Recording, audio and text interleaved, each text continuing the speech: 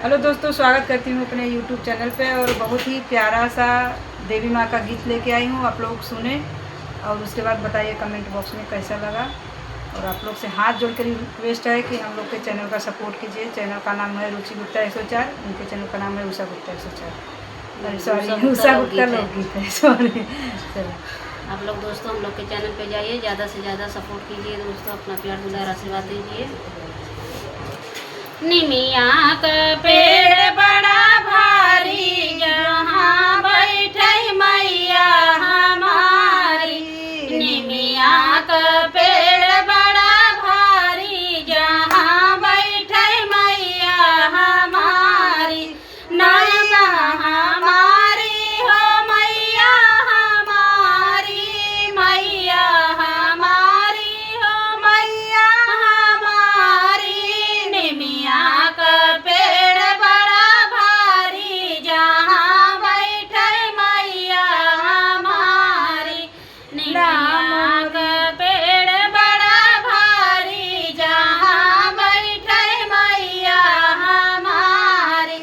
ना मोरी मैया के बागा बगीचा, ना मोरी मैया के बागा बगीचा।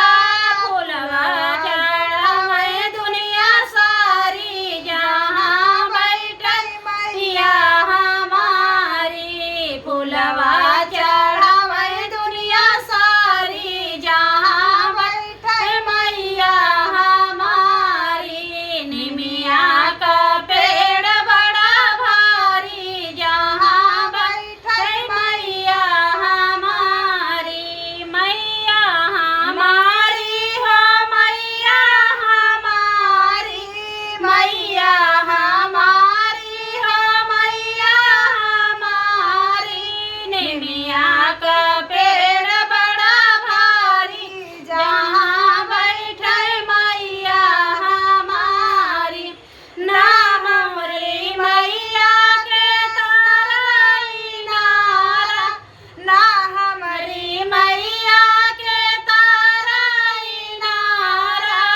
जलरा इनारा हो तारा इनारा, जलवा चढ़ावे दुनिया सारी, जहाँ बैठे मैया हमारी। जलवा चढ़ावे दुनिया सारी, जहाँ बैठे मैया हमारी। निमिया का पेड़ बड़ा भारी, जहाँ बैठे मैया हमारी। ना हमर कैसा